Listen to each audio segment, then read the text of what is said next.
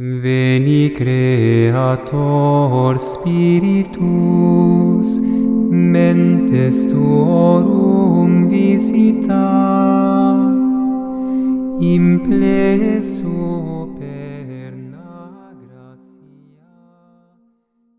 Bonjour à tous, quelle joie d'être ensemble avec vous pour méditer la dernière clé pour un Pentecôte de miséricorde. Alors, cette dernière clé, c'est quelque chose d'énorme, mais en même temps, quelque chose de petit, de simple. Alors, la clé que nous voulons parler aujourd'hui, c'est la clé de la joie. Mais avant de commencer, avant de prendre la parole de Dieu, nous pouvons prier ensemble, et je vous salue Marie, en consacrant aussi notre vie, ces mois de mai, cette préparation pour les jours de Pentecôte, ensemble, tout avec la Vierge Marie. Au nom du Père, du Fils et du Saint-Esprit. Amen. Je vous salue Marie, pleine de grâce. Le Seigneur est avec vous. Vous êtes bénie entre toutes les femmes, et Jésus, le fruit de vos entrailles, est béni. Sainte Marie, Mère de Dieu, priez pour nous pauvres pécheurs, maintenant et à l'heure de notre mort. Amen. Au nom du Père, du Fils et du Saint-Esprit. Amen. Alors, commençons cette méditation sur la joie. Alors, quand on pense sur la joie, on peut se rappeler de plusieurs passages bibliques qui parlent de la joie.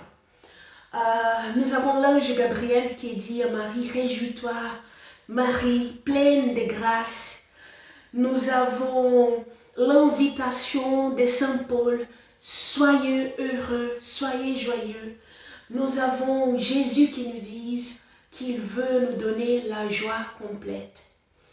Mais parfois, c'est difficile de distinguer, de séparer un peu cette joie que le Seigneur veut pour nous de cette première joie extérieure, nous pouvons dire comme ça.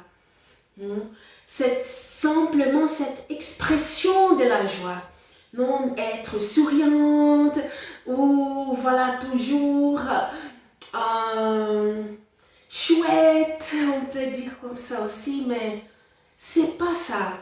C'est pas simplement regarder dans l'extérieur, mais Dieu, il veut nous parler de ses dons, de cette grâce plus profonde. C'est pas selon les choses qui se passent, selon les réussites ou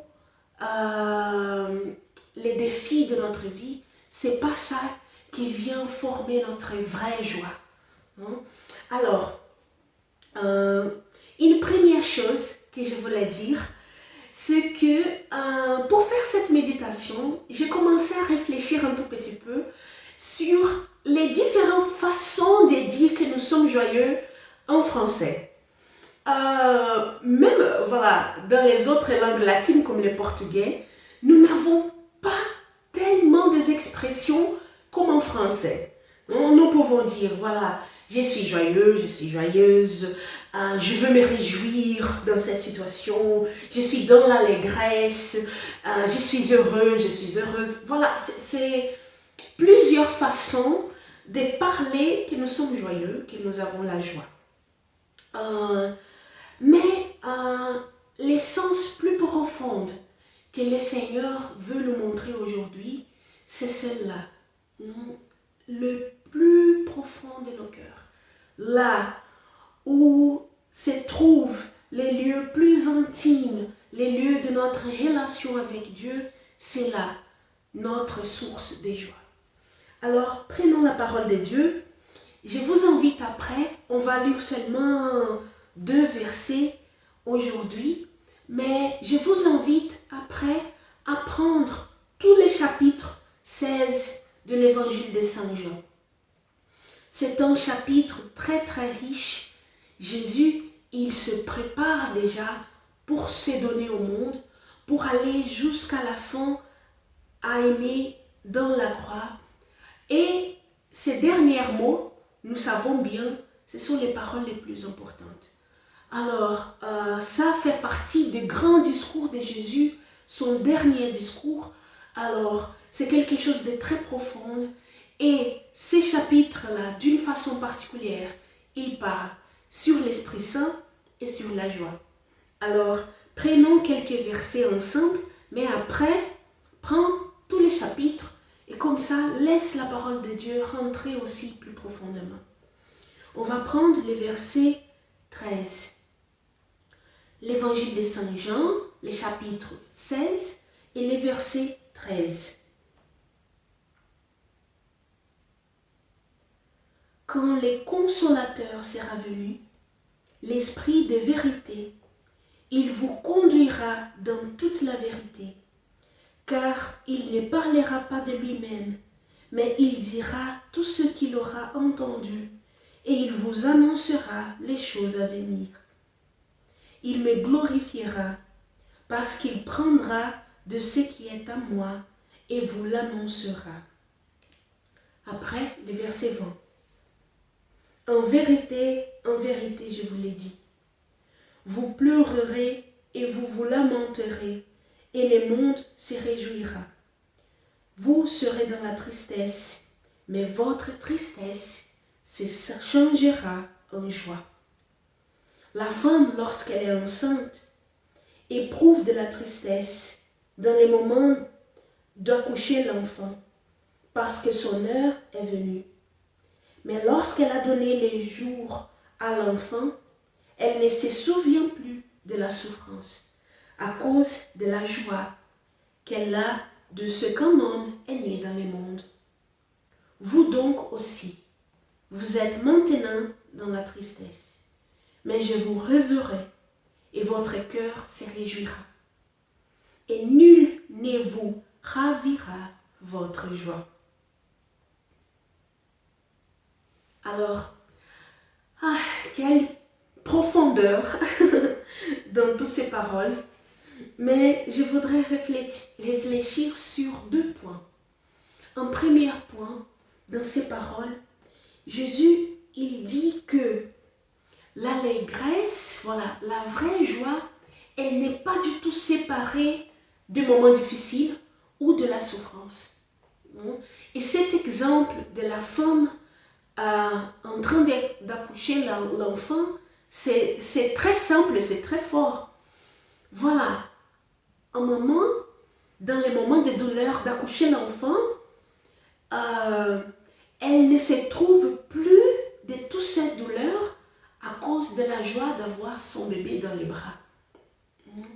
Et de la même façon, Dieu, il veut nous rappeler que même dans des situations qui pour nous semblent très difficiles ou même douloureuses, là-bas, il y a aussi une source de joie.